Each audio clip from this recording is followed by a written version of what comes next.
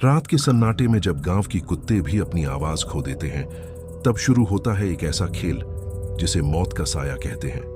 चंदनपुर गांव दिखने में तो आम सा गांव है, पर इसकी मिट्टी में एक ऐसा राज दफन है जिसे लोग अंधेरी मेड़ कहते हैं। कहते हैं कि लालच की मेड़ हमेशा श्मशान की राख से होकर गुजरती है, और आज की रात उसी राख से एक नई कहानी जन्म लेने वाली है। अरे ओ रघु, जरा रुक जा बेटा। सूरज ढल गया है, अब उस तरफ मत जाना जहां बरगद की छाया जमीन को काला कर देती है। अरे काका, आप भी उन्हीं पुरानी बातों को लेकर बैठे हैं। मैं जा रहा हूं साहूकार जी की हवेली, उन्होंने काम के लिए बुलाया है। हाँ काका, और सुना है साहूकार जी इस बार मोटा पैसा देने वाले हैं, पर मुझे थोड़ा डर लग रहा है। पैसा तो मिट्टी है बंसी, पर जान कीमती है। याद रखना, उस बंजर खेत की मिट्टी ने सालों से खून नहीं छका है, वो प्यासी है। साहूकार का लालच तुम्हें वहां ले जाएगा जहां से आवाजें वापस नहीं आती। आप आराम करो काका, हम जवान खून हैं, इन परछाइयों से नहीं डरते। चलो बंसी, देर हो रही है।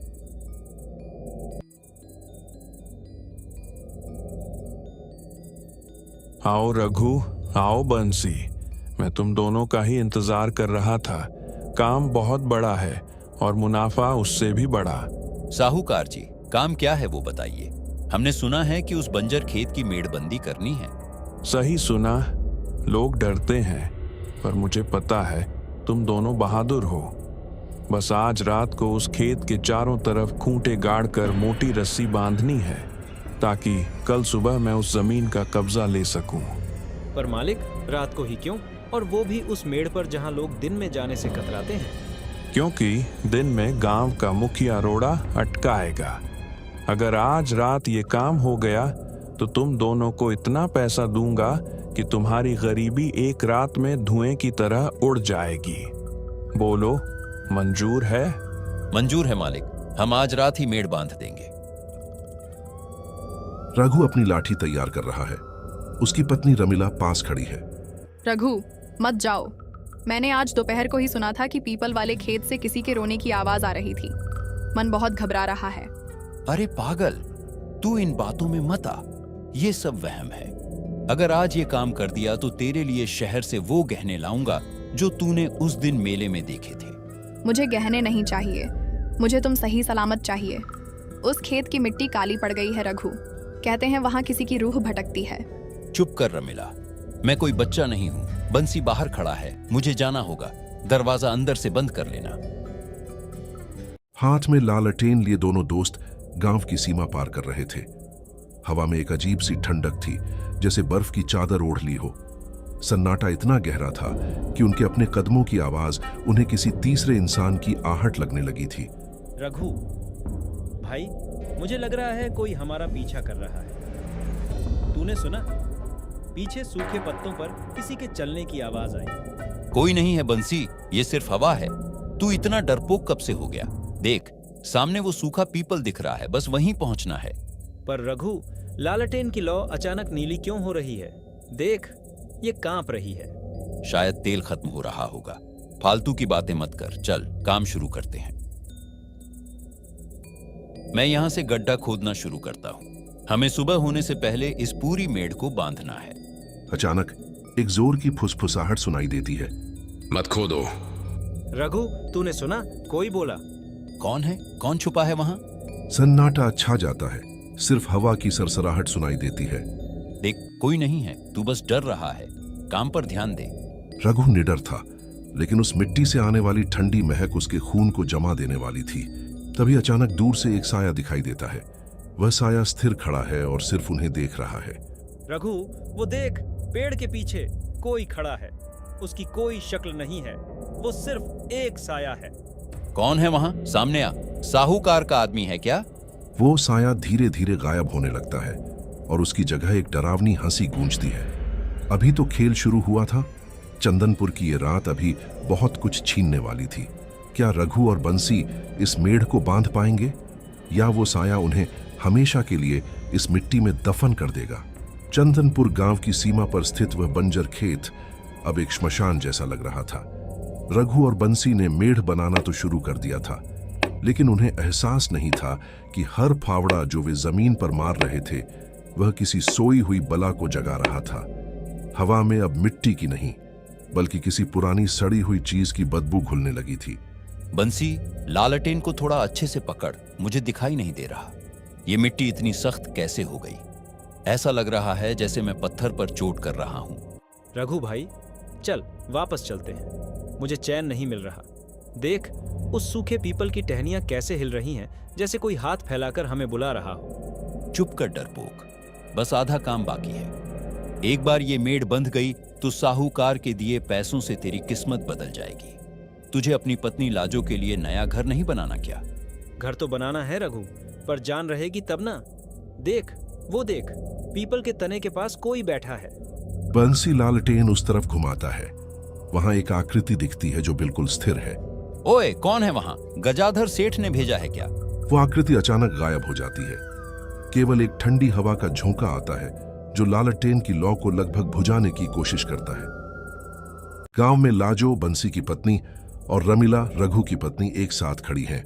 रमीला दीदी, मेरे मन में बड़ी हलचल हो रही है। बंसी को अंधेरे से बहुत डर लगता है, फिर भी वो उस शापित खेत में चले गए। आपने उन्हें रोका क्यों नहीं? क्या बताऊं लाजो, रघु किसी की सुनता ही नहीं। उसे बस अपनी गरीबी दूर करने की धुन सवार है। पर आज शाम जब वो जा रहे थे तो घर की चौखट पर एक काला कुत्ता रो रहा था। ये अच्छा संकेत नहीं है। मैंने सुना है कि उस खेत में गजाधर सेठ के बाप दादाओं ने किसी को जिंदा दफन कर दिया था। तब से वहां की मिट्टी बंजर है। जो भी वहां रात को रुकता है वो पागल हो जाता है। हे भगवान, मेरे सुहाग की रक्षा करना। चलो लाजो, मुखिया जी के घर चलते हैं, शायद वो कुछ मदद कर सकें। वहां खेत पर बंशी और रघु खड़े थे। तभी जमीन के अंदर से लाल रंग का कोई अजीब सा पदार्थ धीरे धीरे बाहर निकल रहा था। रघु, ये क्या है? मिट्टी से खून निकल रहा है। भागो यहाँ से। ये खून नहीं हो सकता। शायद कोई पुराना पाइप होगा या मिट्टी का रंग होगा। तू शांत रह। रघु जैसे ही उस तरल को छूने के लिए झुकने ही वाला होता है, उसे जमीन के नीचे से किसी के सांस लेने की आवाज सुनाई देती है। मेरा हिस्सा, मेरी जमीन, मुझे वापस दो। ये कौन बोला? बंसी, तूने सुना? मैंने कहा था ना रघु, ये खेत हमसे बात कर रहा है। ये मेड़ नहीं, ये मौत का फंदा है। साहूकार गजाधर अपने कमरे में अकेला टहल रहा है। वह परेशान दिख रहा है। अगर आज रात मेड़ बंध गई तो वो पुराना राज हमेशा के लिए दब जाएगा। उस मजदूर की हड्डियां अब तक मिट्टी बन चुकी होंगी। बस एक रात वो पहरेदार शांत रहे। तभी कमरे के अंदर हलचल हुई। कौन है वहां? मुनीम, रतन? रघु और बंसी भागने की कोशिश करते हैं, लेकिन उनके पैर जैसे जमीन में धंस गए हैं। रघु, मेरे पैर, कोई नीचे से खींच रहा है। बचाओ मुझे। जोर लगा बंसी, ये क्या हो रहा है? जमीन दलदल कैसे बन गई? अंधेरा इतना घना था कि हाथ को हाथ सुझाई नहीं दे रहा था। रघु को महसूस हुआ कि कोई ठंडी और नुकीली चीज उसकी गर्दन को छू रही है। वह साया, जो अब तक सिर्फ एक परछाई था, अब उनके सामने खड़ा था। जो कोई भी हो तुम, सामने आओ। हमसे क्या चाहते हो? सालों पहले इसी मेड़ पर मेरी गर्दन काटी गई थी। आज वही मेड़ तुम्हारी कब्र बनेगी। उस रोशनी में वो देखते हैं एक कंकाल जैसे हाथ मिट्टी से बाहर निकल रहे हैं। दौड़ बंसी, रुक मत, गांव की तरफ भाग। दोनों बेतहाशा दौड़ने लगते हैं। पीछे से भारी कदमों के दौड़ने की आवाज आ रही है, जैसे कोई विशाल जानवर उनका पीछा कर रहा हो। वो मेरे पीछे है रघु, वो मुझे पकड़ लेगा। हिम्मत मत हार, बस थोड़ी दूर और गांव की सीमा दिखने लगी है। रघु और बंसी गांव की सीमा तक तो पहुंच गए, लेकिन क्या वो वाकई बच निकले हैं या उस साए ने उन पर अपना निशान छोड़ दिया है? और क्या है वो खूनी राज जिसे साहूकार छुपाना चाहता है? चंदनपुर की ये रात अभी खत्म नहीं हुई है। रघु और बंसी हांफते हुए गांव के पुराने कुएं के पास रुकते हैं। रघु भाई, मैं मर जाता। उसने मेरा पैर पकड़ लिया था। वो हाथ, वो इंसानी हाथ नहीं थे, वो मिट्टी के बने हुए पंजे थे। शांत हो जा बंसी, हम गांव की सीमा में आ गए हैं। वहां जो कुछ भी था वो सीमा पार नहीं कर सकता। पर वो आवाज, उसने कहा कि उसकी गर्दन इसी मेड़ पर काटी गई थी। इसका क्या मतलब है? अब हमें गजाधर साहूकार के पास नहीं, बल्कि मुखिया जी के पास जाना चाहिए। ये मामला अब सिर्फ पैसों का नहीं रहा, ये हमारी जान का है। रघु, बंसी, इस वक्त और तुम्हारी ये हालत कैसे हुई? क्या तुम लोग फिर से उसी बंजर खेत की तरफ गए थे? मुखिया जी, हमसे बड़ी भूल हो गई। साहूकार के लालच में आकर हम उस मेढ़ को बांधने गए थे, पर वहां कोई है, कोई ऐसा जो बरसों से वहां दफन है। तो आखिरकार उसने तुम्हें दर्शन दे ही दिए। मैंने कितनी बार कहा था कि उस खेत की मिट्टी को मत उकसाओ। गजाधर ने तुम्हें बलि का बकरा बनाया है। मुखिया जी, वो साया गजाधर का नाम ले रहा था। क्या रिश्ता है उस खेत का और साहूकार का? 20 साल पहले गजाधर के पिता ने उस खेत को हड़पने के लिए एक गरीब मजदूर भीखू को मार दिया था। भीखू उस मेढ़ को छोड़ने को तैयार नहीं था। एक अंधेरी रात में इसी तरह की मेढ़बंदी के दौरान उसे वहीं जिंदा गाड़ दिया गया था। तब से भीखू की रूह उस मेढ़ की रखवाली करती है। भीखू की मौत का कोई गवाह नहीं था सिवाय उस सूखे पीपल के। लेकिन आज गजाधर उसी जमीन पर महल खड़ा करना चाहता है। उसे लगता है कि वक्त बीतने के साथ पाप की गंध मर जाती है, पर उसे नहीं पता कि रूहें कभी बूढ़ी नहीं होती। साहूकार गजाधर अपने कमरे में बंद है। अचानक उसके कमरे की दीवारों से मिट्टी की सड़ी हुई बदबू आती है। रतन, मुनीम, कोई है? देखो ये दीवारें क्यों हिल रही हैं? कोई जवाब नहीं आता। अचानक फर्श से वही काली साया बाहर निकलने लगती है। गजाधर, तूने मेढ़ बांधने के लिए आदमी भेजे थे, अब मैं खुद आया हूं अपना हिसाब लेने। नहीं, वो मैंने नहीं किया था, वो मेरे पिता का काम था। मुझे छोड़ दो। तभी मुखिया के यहाँ रघु की पत्नी और बंसी की पत्नी आ जाती है। रघु, तुम ठीक तो हो? हमने खेत की ओर से बड़ी भयानक आवाज सुनाई दी थी। रमीला, तुम घर जाओ। लाजो, तुम भी इसके साथ रहो। गांव पर आज भारी विपदा आने वाली है। मुखिया जी, हमें जल्दी करना होगा। सब लोग अपने घरों के दरवाजे बंद कर लो। आज रात पहरेदार गांव की गलियों में निकलेगा। वह तीनों साहूकार गजाधर की हवेली पर पहुंचते हैं। हवेली का मुख्य दरवाजा खुला होता है। मैं अंदर नहीं जाऊंगा मुखिया जी, मेरी हिम्मत जवाब दे रही है। डर मत बंसी, आज अगर ये राज खत्म नहीं हुआ तो ये गांव श्मशान बन जाएगा। मुखिया जी, आपके हाथ में वो गंगा जल है ना? हाँ रघु, पर याद रखना वो साया सिर्फ सच का भूखा है। गजाधर को अपने पाप कबूल करने होंगे, तभी ये शांत होगा। जैसे ही वे अंदर कदम रखते हैं, उन्हें सामने में वही काली परछाई खड़ी दिखाई देती है। हवेली के हॉल में चारों तरफ धुंध फैली है। साहूकार जी, आप कहाँ हैं? गजाधर सेठ। रघु भाई, देख फर्श पर ये क्या है? ये तो वही काली मिट्टी है जो उस बंजर खेत में थी। ये हवेली के अंदर कैसे आई? सावधान रहो, ये मिट्टी नहीं, ये भीखू का क्रोध है। वो अपनी जमीन का एक एक कतरा यहाँ ले आया है। गजाधर, बाहर आओ। अगर जान बचाना चाहते हो तो सच बोलो। रघु और बाकी लोग सीढ़ियों से ऊपर के कमरे में जाते हैं। कमरे का दृश्य देखकर उनके रोंगटे खड़े हो जाते हैं। साहूकार गजाधर हवा में थोड़ा ऊपर लटका हुआ है, जैसे किसी हाथ ने उसकी गर्दन पकड़ रखी हो। बचाओ, मुझे नीचे उतारो, ये मेरी गर्दन काट देगा। बचाओ। छोड़ दो इसे, जो भी हो तुम सामने आओ। हवा में अचानक एक काली आकृति साफ होने लगती है। एक लंबा दुबला सा साया, जिसकी गर्दन एक तरफ झुकी हुई है और जिसकी आंखों की जगह सिर्फ 2 जलते हुए अंगारे हैं। रघु, तूने मेरी मेढ़ पर खूंटा गाड़ा था, तूने मेरा घर उजाड़ने की कोशिश की, और ये गजाधर, इसके बाप ने मुझे मिट्टी दी थी, अब मैं इसे मिट्टी दूंगा। मुखिया चौधरी आगे बढ़कर गंगाजल छिड़कते हैं। साया थोड़ा पीछे हटता है लेकिन गायब नहीं होता। भीखू, मैं जानता हूं तुम्हारे साथ अन्याय हुआ है, पर इन निर्दोषों को छोड़ दो। रघु और बंसी सिर्फ अपना पेट पालने के लिए आए थे। असली गुनहगार गजाधर का बाप था, जो अब इस दुनिया में नहीं है।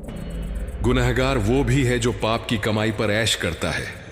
इस हवेली की हर ईंट मेरे खून से सनी है। मुखिया, आज इंसाफ होगा। या तो ये अपनी जुबान से अपना जुर्म कबूलेगा, या मैं इसे मेढ़ का पत्थर बना दूंगा।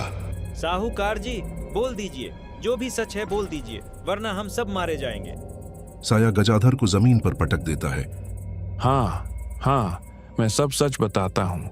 मेरे पिता ने भीखू को मारकर उसी खेत के बीचों बीच दफना दिया था, और मैंने उस जमीन के कागज जाली बनवाए थे। मैंने भीखू के परिवार को गांव से भूखा भगा दिया था।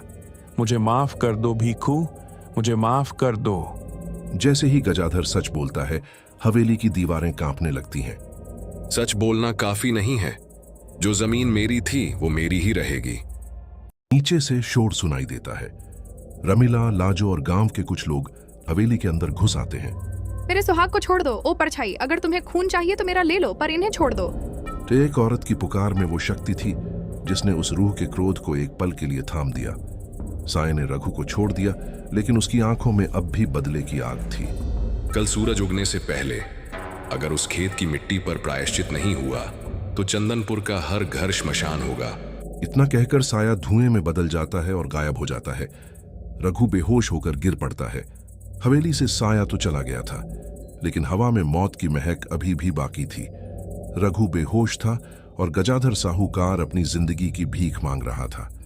भीखू की रूह ने अल्टीमेटम दे दिया था, सूरज उगने से पहले हिसाब बराबर करना होगा। चंदनपुर के लोगों के पास सिर्फ कुछ ही घंटे बचे थे। क्या मिट्टी का हक मिट्टी को मिल पाएगा, या सुबह का सूरज इस गांव की राख देखेगा? रघु, आंखें खोलो।